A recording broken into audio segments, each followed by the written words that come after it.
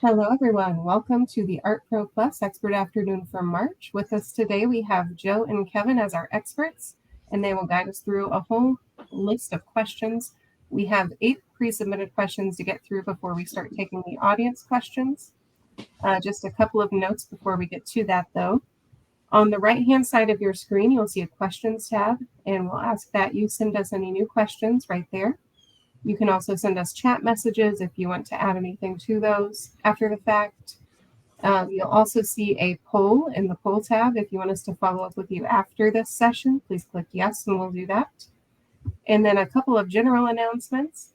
I'll drop a web address in the chat box, but we have ESCO World coming up May 23rd through 25th. And if you like this style of content where it's a question and answer, you'll get lots of that at ESCO World. So feel free to click that, register, reach out to your sales rep for a discount code. And one other note before we get started, Joe and Kevin will be working from the most recent version of the software, so keep that in mind that not every solution will look and feel exactly like it does for them. So if there's anything further that you need explained or would like to get clarity on, you can reach out after the session, and I'll put their email addresses in here as well. So I'll turn it over to you guys.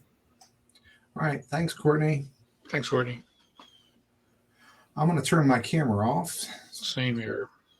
So you guys don't have to look at me. Get too much of a glare off the top of my head.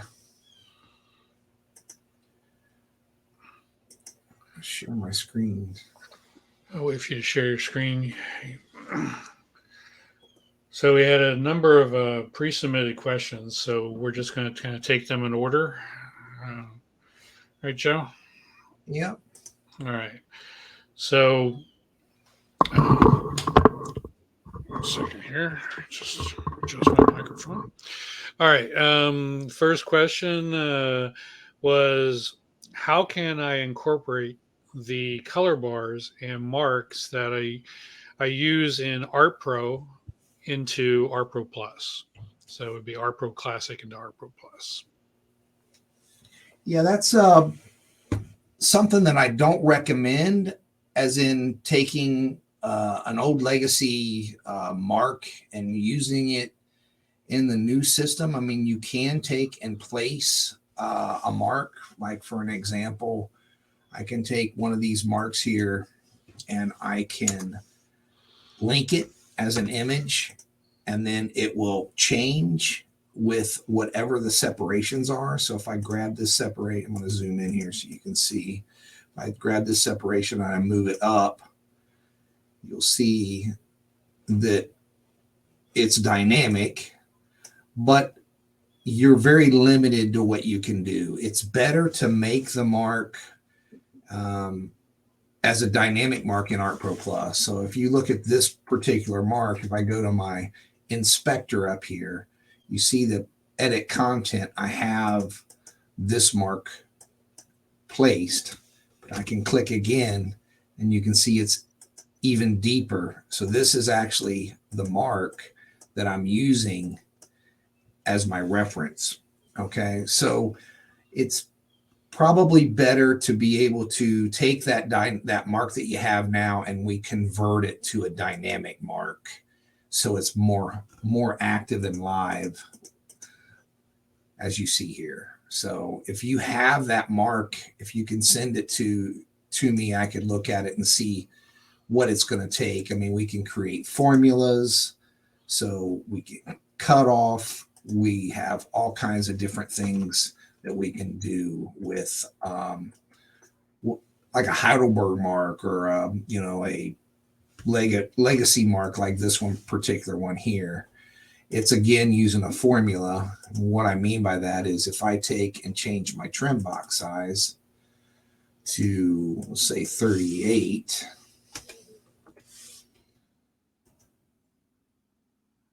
you see that all this stuff gets clipped off by that mark on both sides. So it's using my trim box, my trim box to create that clipping mask. Okay, and that's more dynamic that way. I hope that was helpful. Okay, I don't see anything different. There are some other questions coming in, but I'm gonna go through the pre-submitted ones first, and we'll come back to the others. So thanks, Joe, on that for the artpro Classic marks into artpro Plus. So again, there, just to recap, is it's still recommended that we make dynamic marks. You basically would export out a PDF out of artpro. We can start from there and then help you build that out. But there's not an easy way of just click a button, convert, boom. Now it's a dynamic mark.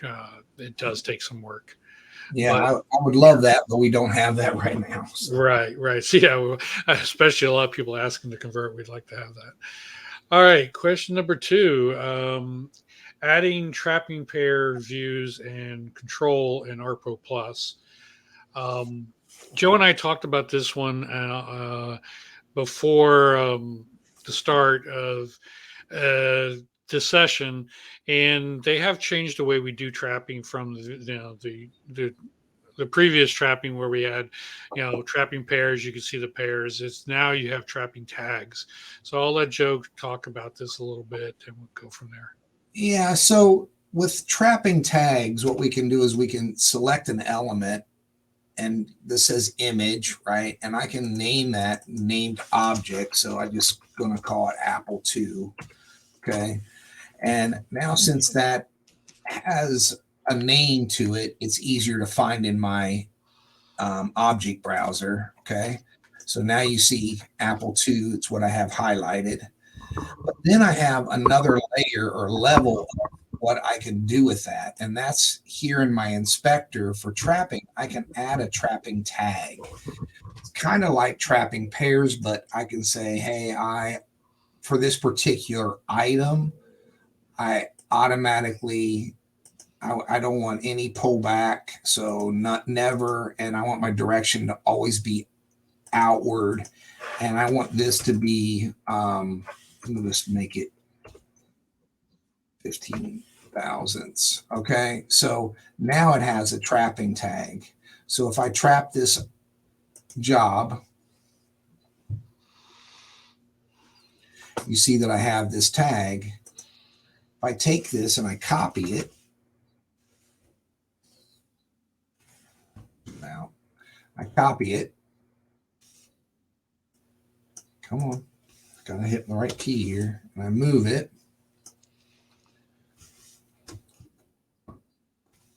Sorry. Copy, paste. I didn't paste it. There we go. So you see I have both of these that have that tag on them. I don't know if you guys can see that up here, but they both have a trapping tag. So wherever that item goes, it follows along. So if I go back to my trapping and say, hey, I want this to be 4,000ths trap. I hit update traps.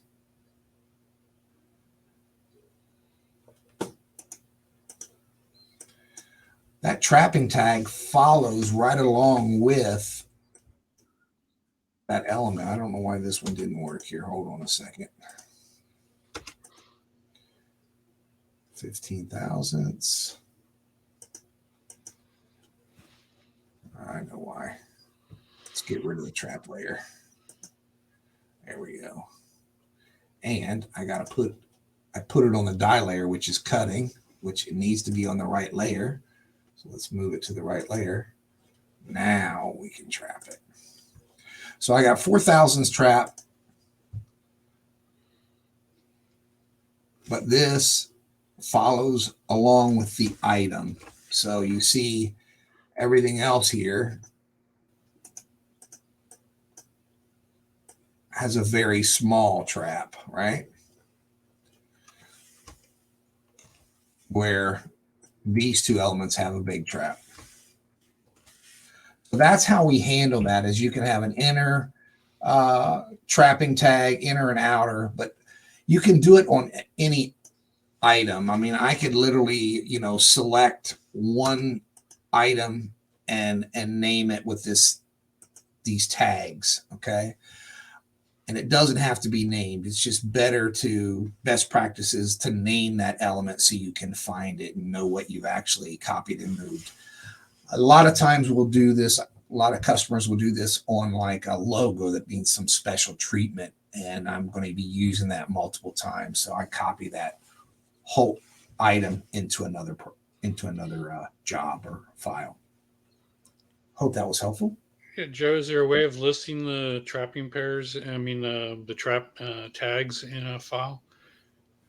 Can we, Output that? or just display it on screen? I think that would be the kind of the short answer to trapping pairs. If we had tags, could we see the tags? Here's all the tags in the file, and you can kind of click around the file that way. I think that's kind of where direction they're looking. This in the object browser this is where I can see all my tags, and I can click on it and it'll show here in my inspector. But now that's kind of a nice wish. Hey, I want to print out what I have in this file that has trapping tags in it. But this will always show all the trapping tags here underneath object browser. This is my named objects. Okay. And this is my tags of those objects. So these are all my named objects. And I can zoom to those by hitting this little magnifying glass down here at the bottom. So it'll take me directly to those items. Okay. Okay. And let's build on this, because a couple of new questions have come in related to trapping, related to what you've done here. Can the custom trapping tags be used in Automation Engine trapping tickets? Yes, they can. Should I go ahead and open that up? Show that real quick here. If you can show it real quick. Maybe if I could know what my password was. Okay, that's really strange.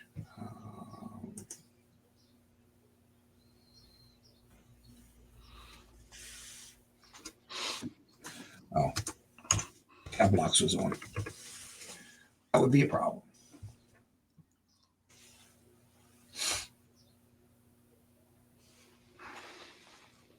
Yeah, because this is kind of unique, but we do have a place in Automation Engine in the new trapping ticket. Okay, we have two trapping tickets. We have the classic, and we have, which is called Power Trapper, right? And then we have now Trapper. And in the trap, we have this use trap settings from file. And that's what those trapping tags are when available. Okay.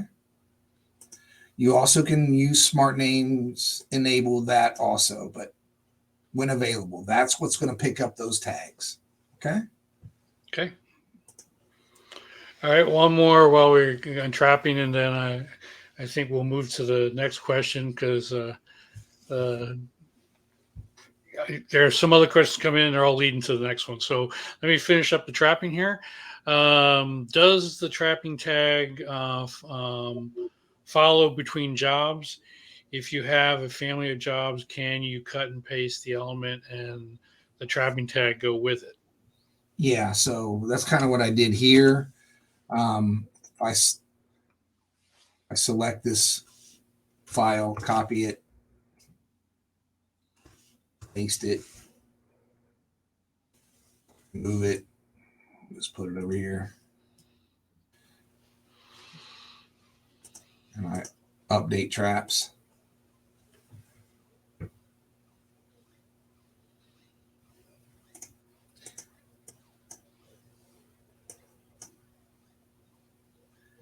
It follows the file. So you see I have 3 of them. I have 3 tags, and it follows that image. So if I copy that into another job, by using, the best way to do that is insert PDF from, insert content from PDF. That means it brings all those attributes of that PDF file in instead of just a copy paste is the cleanest way, but you can do copy and paste. But remember, when you do copy and paste, if it's multiple layers, it's only going to come in on the layer that you have active. All righty. Hope All that was right. helpful. I'm going to excited. We're getting a lot of good conversations. That's great. That's what we want here. So we're going to keep on going. And so We had another one on trapping too, didn't we? there were at least two I saw. Because I had that about the venue, about the. There was two on the trapping. Well, you had, yeah, there was about missing. If you want to do that one now, so auto trap, missing some errors, but when trapping images with against vector gradient objects, yeah, like that. Vector gradient, not just a gradient. Okay. So I have this gradient here, and we'll make that 100% for now. Come on. There we go. And then I want to trap this, right? So I'm just going to hit trap, and I'm going to use original image data, and we're going to do a big trap. We'll just say 15 thousandths so you can see it. You're going to notice if I go out of preview, there is a lot more trap there. We need a lot more trap, but there is no trap because there is no image. So it doesn't give us a warning. It doesn't give us an error message because it did what we asked it to do, but there's no data. A way we can change that is I can say extend image data and I update traps, and it actually clones from the outside outward that information. Okay. But say that's how the extend image data works. But there was something about a mask also. Is that correct? Just says auto trap auto trap is missing some areas when trapping images with vectored gradient objects. Yeah, I mean, it depends on if there's a soft edge or on the actual image. So you got to clone in because sometimes if you look at a densitometer here, you don't have hardly any data. So guess what? You don't have much data you're extending out because when we do extend image data, we're cloning in so far and we're taking a snapshot of that pixel and we're cloning it out. That's extend image data.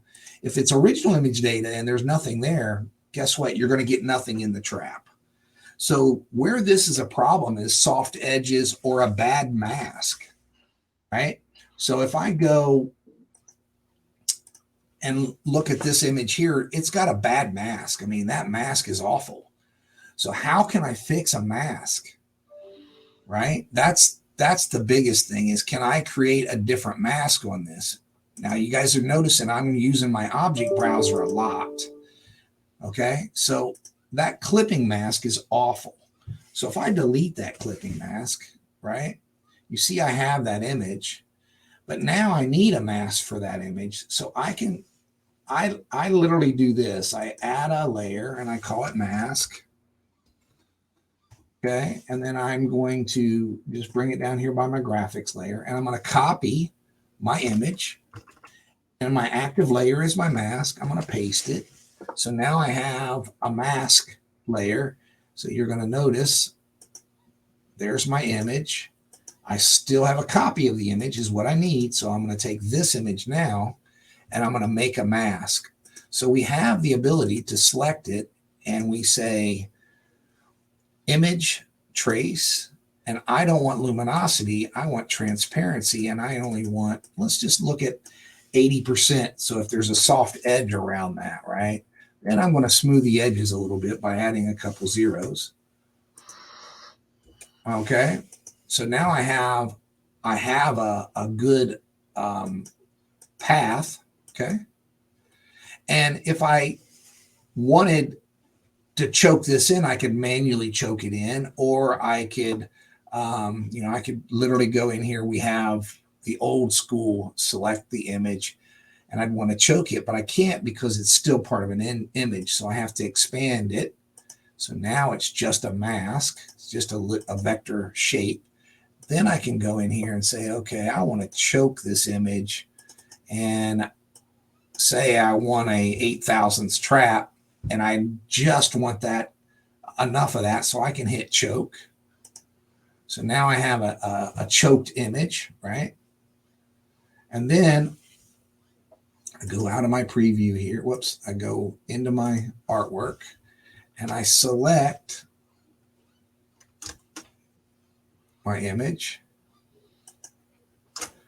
And I just say make clipping mask. There's my clipping mask, right? And I can take this image and I can overprint it.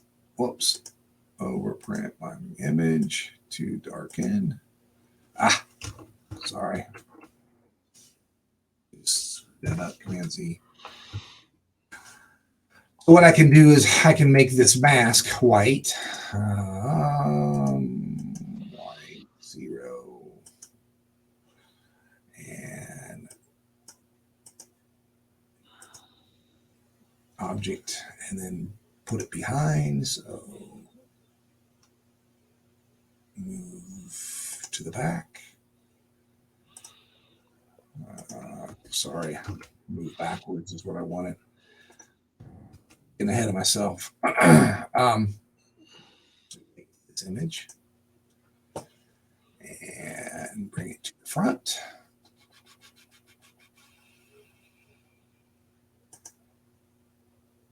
Come on.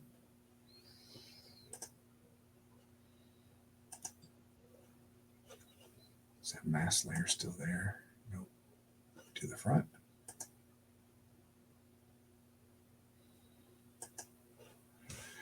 And then we just overprint this is another one way. Or I could just keep the mask the same size and I could just trap it, right? And extend image data. So either way, come on, I'm Command Z in this. So I have this image here and I select my, close this. I'll select my graphic, go to my mask layer, select my mask, and then I can say clip. All right. And then we can just use trapping. Whoops. Turn the ones that we don't want on, hit trap, extend image data, and then it'll extend it out.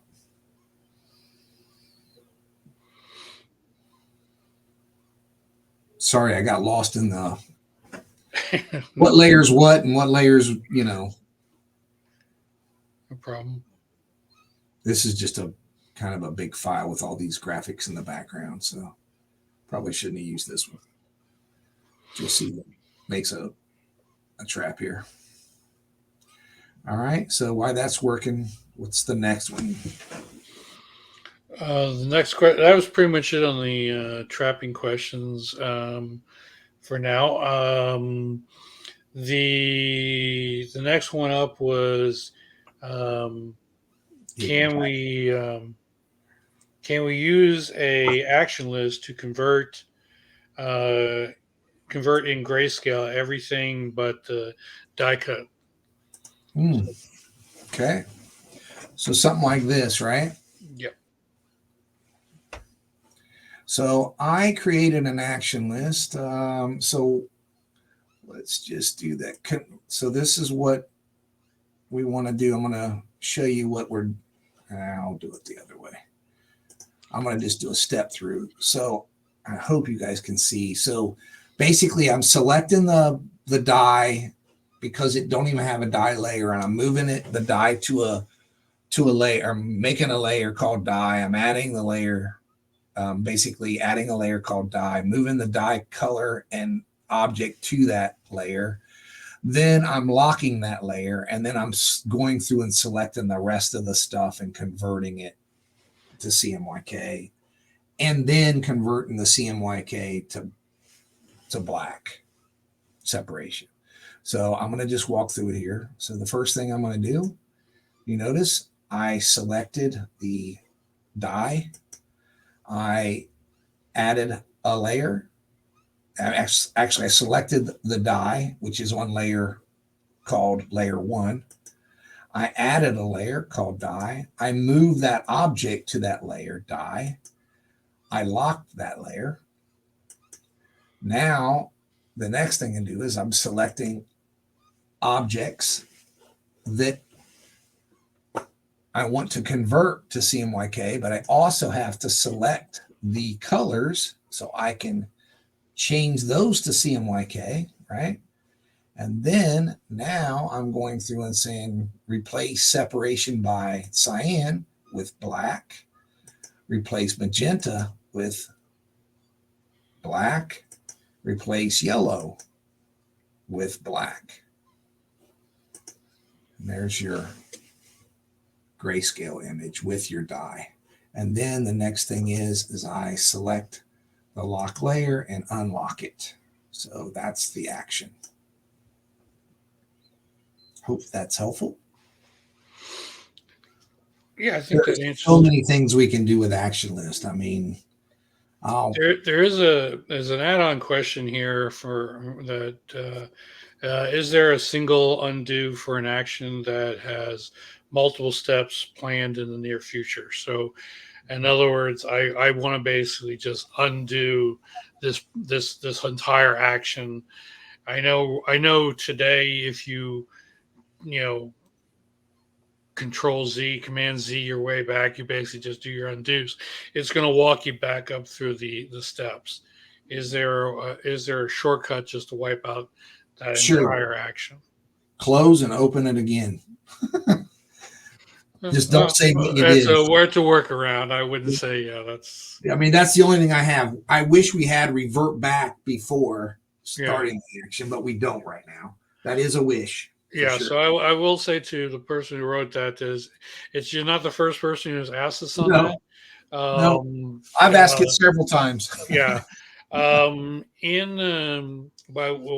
What has come in this version that's releases tomorrow, actually, in 2303, you can now edit the actions in the middle of it, where in the past, if you wanted to fix, you realize something's broken in your action, you'd have to come out of this mode, go and fix the action, and then come back. You can actually fix the action right through the when you're in the step through mode. Yeah, right here, if I right click, it says edit action. So now I can literally edit the action and do a save. Okay, at the bottom here. So yes, we just need one more button there. It just says, revert back to revert before you ran the action, I think. Right. Because the only way I do that now when I'm building one of these actions is I just close and open it again. Since we have this recent, right? So you can see kind of if I go, okay, I don't want to save it. I close it, don't save. And then I go up here and I just say recent, open that file back up, which is more steps than I like. And then I can click on that and just say run action. And now you're going to see this run action, how long it really takes to run. At least I thought I hit run it. There you go. And that's how long it took me to run that action. And one of the things that a lot of people don't realize is we have this run with options, and you can say all pages now. Okay. Good to know. So if you had a document that you wanted to convert this way, you could run with options. Actually, okay. Okay. All right. Let's see. Let's move along here, just because just going to keep an eye on the time. All right. So this gets back to a color bar of marks. I have a color bar for one of my presses that have images in the bar. What's the best way to handle? I don't have a good answer to that until I actually see what you're achieved or what you've done, and I can probably come up with some kind of solution, but it's probably using some kind of action list associated with that mark set. So I'm sorry, I don't have an answer right off the gate for that one.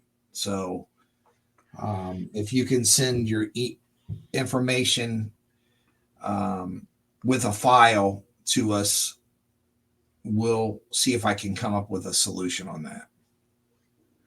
Sorry, I don't have anything right off the top of my head. So, all right. So I'm going to move on to the next question here. Then, interest in future improvements in actions and fonts. I'm used to using Neo. Um, a lot. I will tell you that most everything that's in Neo, a lot of stuff that's in Neo has been migrated to artpro Plus. There are some things that, if you're doing a lot of page work or stuff like that, yeah, there are the inspectors and stuff that did not migrate over.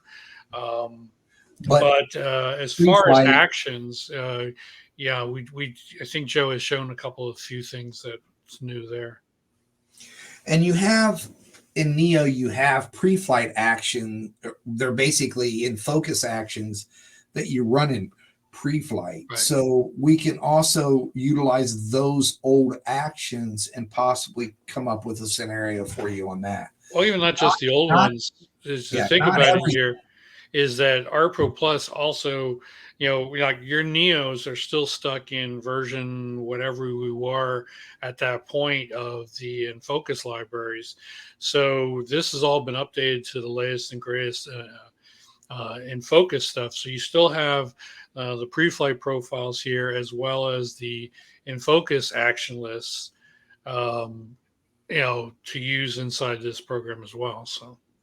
And we have that ability now where you can right click and with options, and then you can run it on all pages. Okay.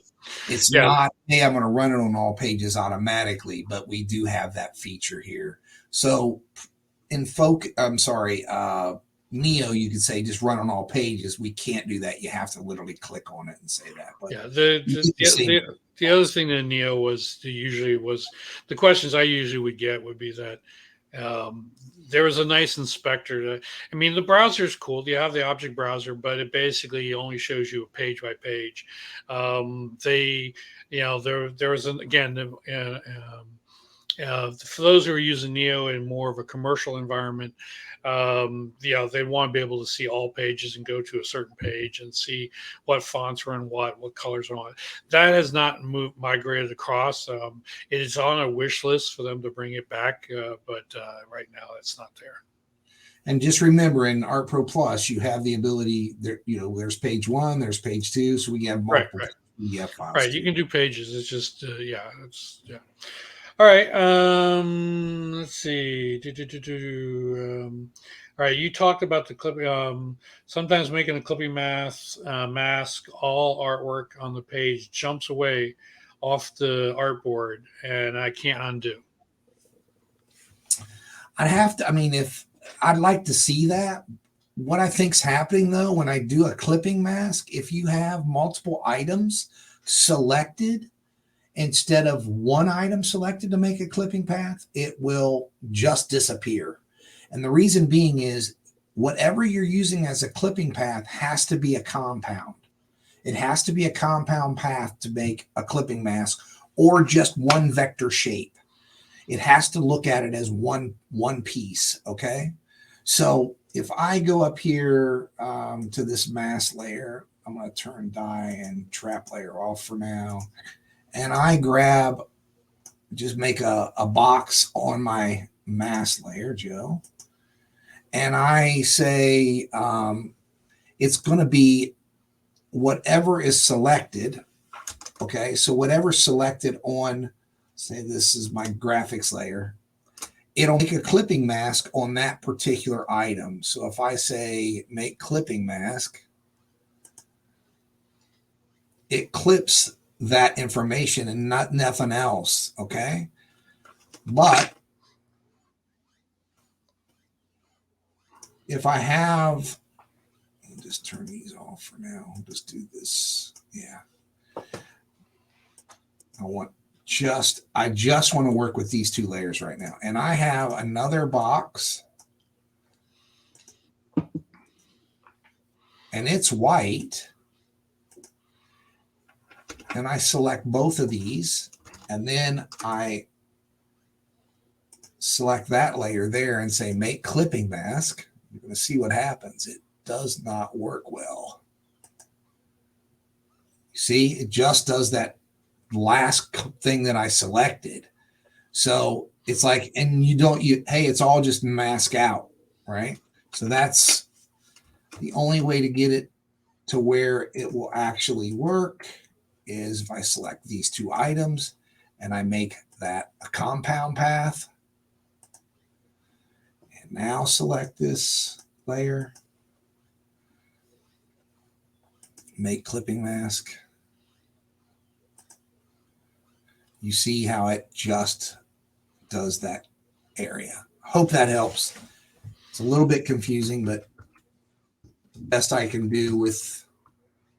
Yeah, you can always send us, what you're messing around with, and so we can replicate it and see what it is, just to make sure it's not a bug. But yeah. All right. So the last of our pre-submitted questions, and I know we've been taking some from the audience that popped up that were similar, but here I want to get to this last one. Can it place an ARD from Web Center into ArtPro like you can in Illustrator? Yeah, I can. So I have this. Prove it. Is that the right one? Let me open it up. Sorry, I had so many files open. It gets. Take your time. Gives me a chance here to look at some of the other questions. Let's get rid of this one. All right. So I have a file. Whoops. I have a file here, and it has a cut line and it has a crease, and it's just a die layer, So if you look at this die layer, just a die. So what I usually do, say I always select my cut and then I go and say fit my trim and fit my trim. So now my trim box fits the die. So now what I want to do is I want to place my ARD file. So I go to place file and I got to go to the right location. You guys are getting a little bit of a preview of what we'll probably do at ESCO World. So go down here and say, I want my ARD file. Come on. Whoops. Structure, Joe, ARD.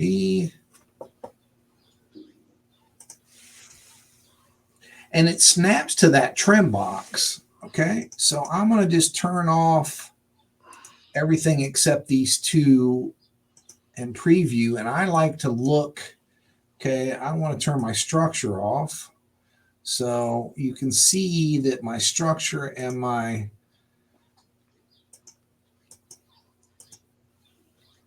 is dead on. It married up good. If it didn't marry up, okay, I have the ability to select that, use my transform tool, and I can move this around to position it where it needs to go. Okay. So you can now see that my cut and my crease are off. Okay. Hope you can see that. It's kind of hard. There we go. Let's just see it's off. So I can place that structure. I can also go in here and remove that die now. Now I have my structure. So we were talking a little bit about action list. So another thing that I can do with this action list, go ahead and preview, is in my ARD file, I have this bleed of where my bleed needs to be in my art, right? So we can create an action list.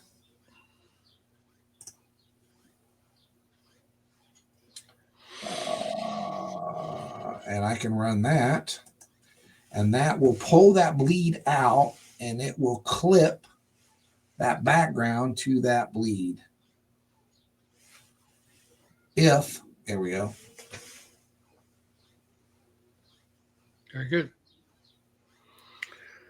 And what you're seeing here, if you guys don't have this, is it's an ARD that has 3D in it, and it's just Studio in artpro Plus.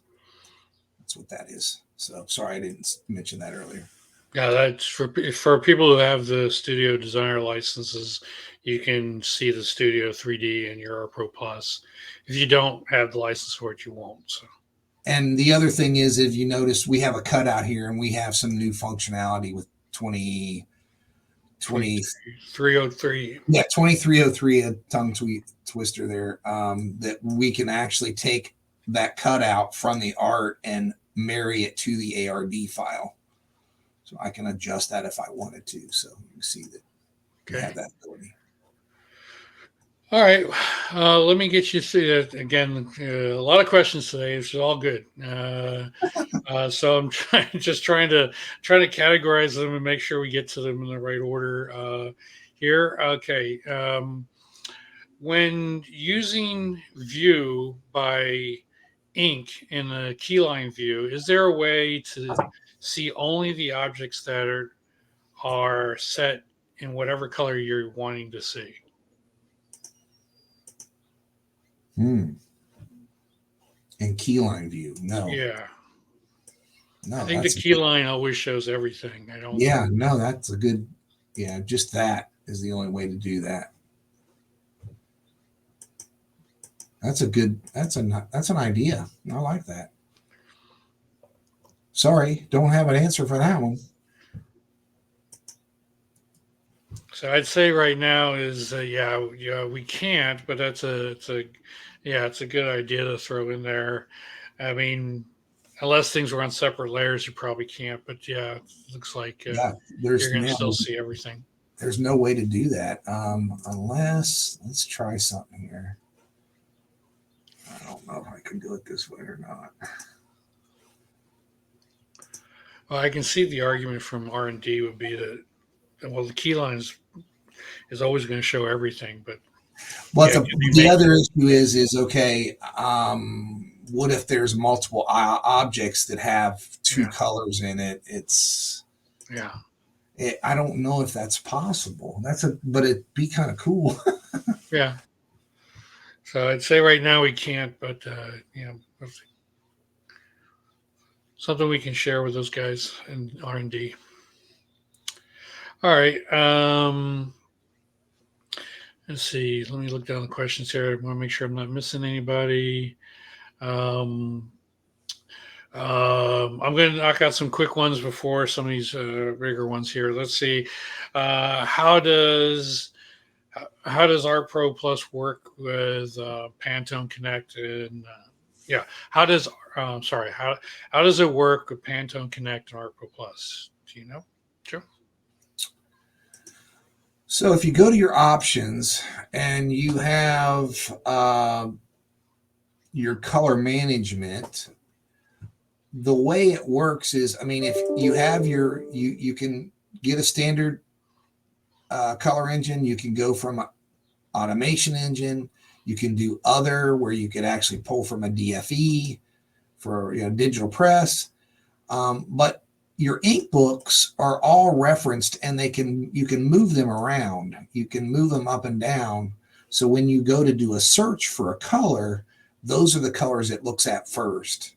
So if I wanted to convert this to a spot color, it looks at my first profile for my best match.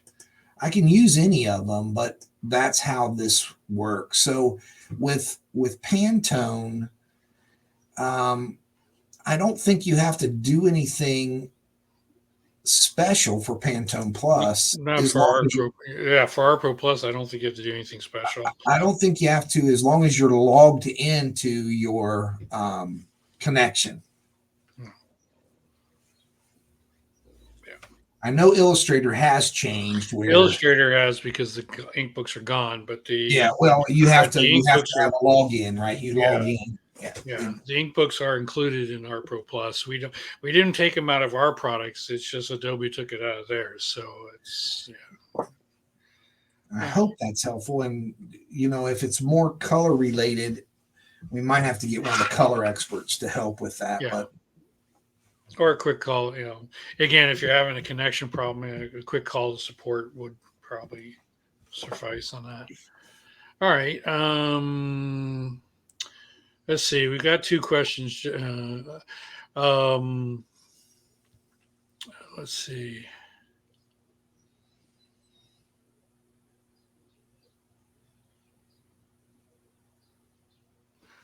Someone did respond. You can view in keyline mode. Go to padlock. Okay. do what? And the keyline. I guess when you're trying to look at the colors, you can go to the padlock. Yeah, I'm not sure. See the padlock at the bottom. I don't know if that's what they're talking about.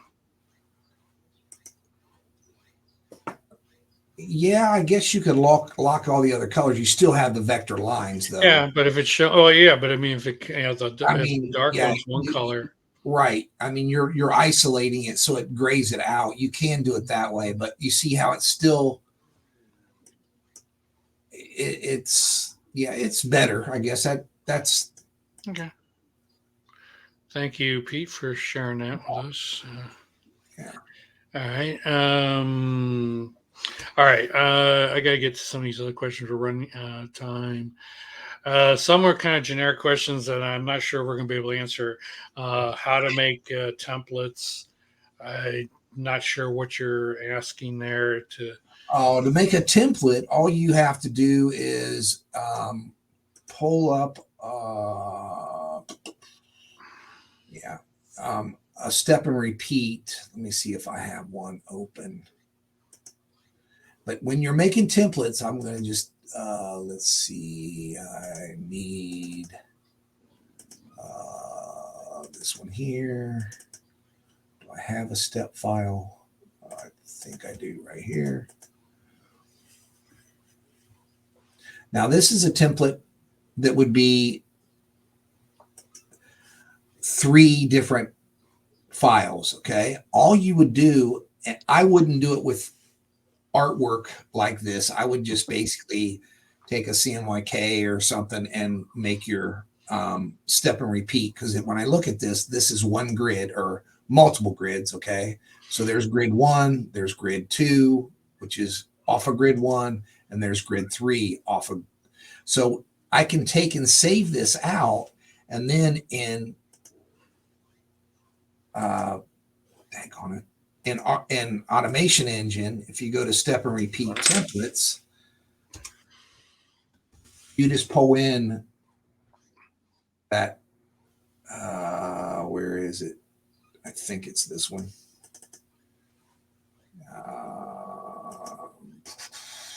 This is template, right? Yeah. Yep. Make grid. Yeah, it's up under jobs. You go here and see if I can select it. You'll see what I mean. Daggone it, Joe. Where are you at? Maybe here.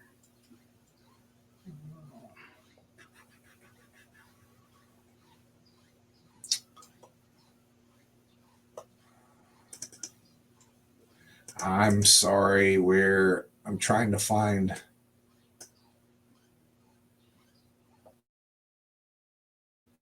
I don't have it in a container, that file. So let's just do that real quick. Save as.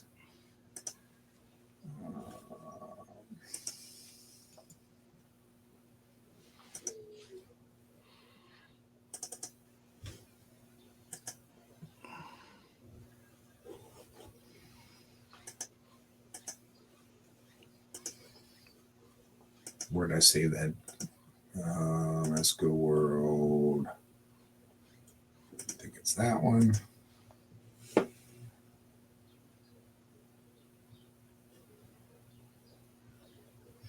see, I have the 3 grids.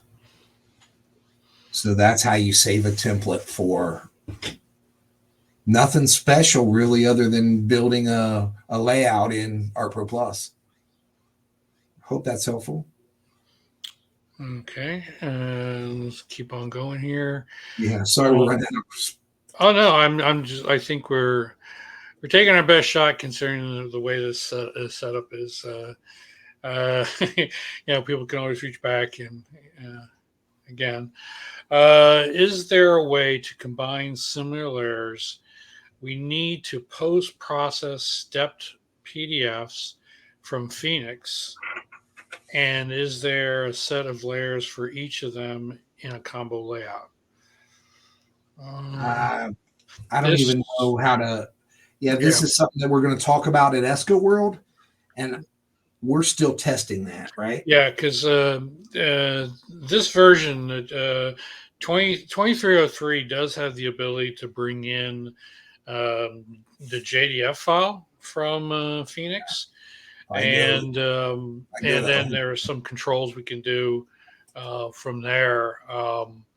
But that is going to be covered a lot at ESCO World, and there'll be a number of stuff coming up. But I don't know if I have anything prepared for this particular session to knock out. I don't either. I'm trying to. What version am I got open now? I might have. It's 2303. Yeah. I don't even know if I have. I can export. If I go to File Export here. Well, I can go to JDF layout. Well, you can come out, but it's not so much of you generating the layout. It's this is stepped PDFs coming from Phoenix. So in other words, they've built the layout in Phoenix, but I want to come back to artpro Plus for whether it be for marks or other things, kind of thing, or in this case, you're talking about combining some layers. I think we'll have to play with it a little bit. It's just coming in this release, and right. I don't and here, have a lot. Here it is where I can open it. Right, I can open the JDF file. If you right, look down there, I can open it, but because I don't know how much limitations we have now, so I don't feel comfortable talking about it yet. And it also takes an upgrade to Phoenix. Phoenix needs to go to 2303 as well, but then you'll be able to, when you're in Phoenix and you build a layout, you'll have options there to say, hey, I want to open this project in artpro Plus, and you can open the one up in artpro file. You can make edits, save it back, and then build out your layouts. So you're going to have an interaction there between Phoenix and artpro Plus, and the JDF of the layouts and the marks. If you want to use the Phoenix marks, if you don't, you just take the JDF of the layout, bring that here, then you can apply your dynamic marks to your layouts. So that's all very new for us. It's all coming out in this version. So and I just want to make sure that we're clear. Yeah, Phoenix marks are not the same as Phoenix marks are not dynamic marks, and so so that introduces not vice versa. So it's that gives us 3 mark sets to deal with now, and not including artpro marks, but you got but some people in some environments will use the Phoenix marks. Some will not. It depends on what you want to do. So you're going to have options in that. So I'd say keep your eyes and ears out for what's new coming in these 2 releases. You'll see a lot more about Phoenix and artpro Plus working together. I'll leave it at that for now. And let's see. Could you please go over the basics of processing steps? Yeah. So if I take this dye color and it's on a dye layer, and I click and I make this a processing step cutting, now that processing step cutting is just giving it another tag that we might want to use that through automation engine. The type processing, all these processing steps are now part of the new PDF 2.0 architecture. So we're just utilizing and using some of this stuff moving forward. One best practice is if you want to add a processing step to something, make sure it's on its own unique layer. When it's a processing step, you see that it changes that colorant. So that colorant is no longer part of my colors in my job. So if I made a mark and said, hey, artwork color or all separations would have these type colorants or processing steps. But if I just said artwork, it would not add that to my mark set. So if I just show you, I'm going to make that a mark, call it ink 1. You're going to just see what I mean here. And then I wrap that in a wrapper called there's all my separations, right? So you see it says all separations. If I just say artwork separations, that colorant goes away. So it's just another way to tag these items and give it ability to do something later on down the stream of your workflow even. So you can use these to your advantage. I'd like to say a lot of these processing steps are just processes, but there's some things that you are going to print like whites and varnishes. So just giving it another tag to use later on. I hope that was helpful. Yeah, I think for the time we have, I think that's good. I'm sure people have more questions. There's two last questions we haven't got to, and we're running out of time, so I want to try to get to them as quickly as possible. One quick one here is, I think, is there a way to make the crosshair magnetic like it is in package? Sure. I think that's the Snap 2 feature that exists. So if let's just make a crosshair.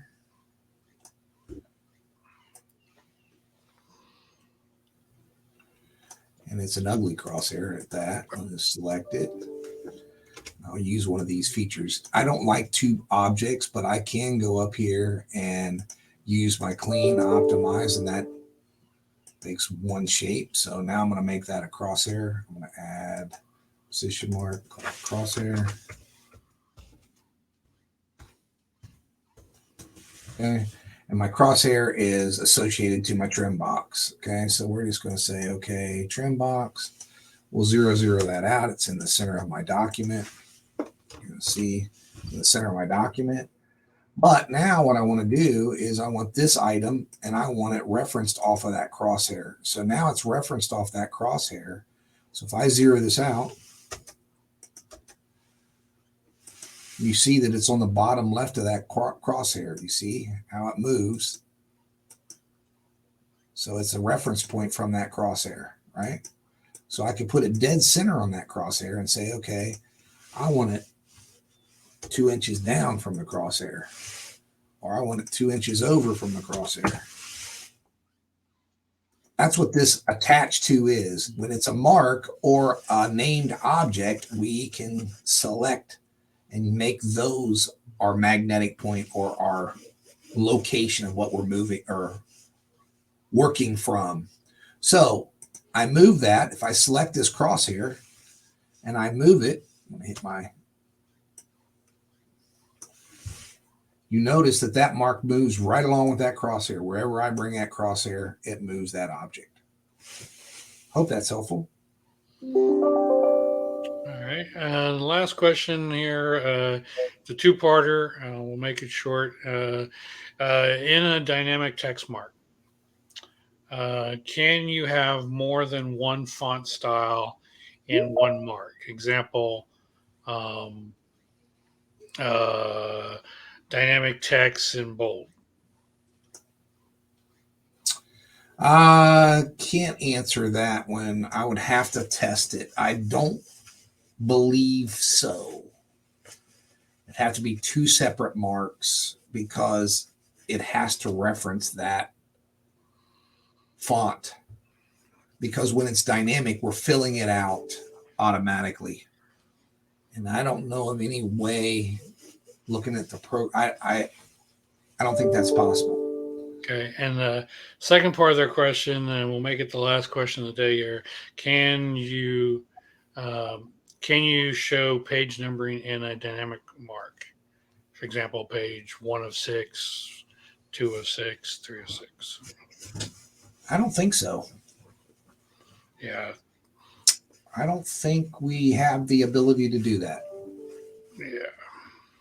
Now, I might be able to do that with scripting of a custom mark in Automation Engine. Yeah, possibly. Yeah, maybe with Automation Engine. But I don't know of a way to do it here, right off the top of my head.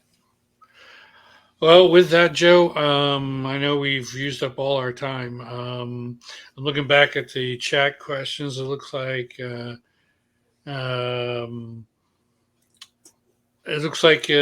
padlock was the solution to what Kim was trying to do. So good feedback in general. Good job there, Joe. Considering we're just throwing things at you, and okay, Yeah. all right, now dance, monkey, dance. Yeah. But all right. Well, thank you all. I'm hoping this was helpful. Courtney, do you have anything? Yeah. Thank you both. Thank you everyone for bearing with us and staying for the whole hour. It was jam-packed, so if you need to review anything, good news, you will receive this recording after we're done. It'll come in an email to you, so you can rewatch and skip around to the parts that were of interest to you. Again, I put the emails for Joe and Kevin. Oh, I'm sorry, I misspelled Kevin's name, but you'll probably see that in the chat here. Kevin, not EIN. nope. So if you need anything else, any further clarification, just send one of them an email, and we'll be happy to get you to the right people and the right resources. Again, thank you very much. Watch your email for more of these sessions, and come to Esco World if you liked it, because this is pretty much what Esco World's like, right, Joe? Yep. Yeah. All right. Well, we'll see you all next time. Thank you. All right. Thanks, guys. Bye-bye. Bye-bye.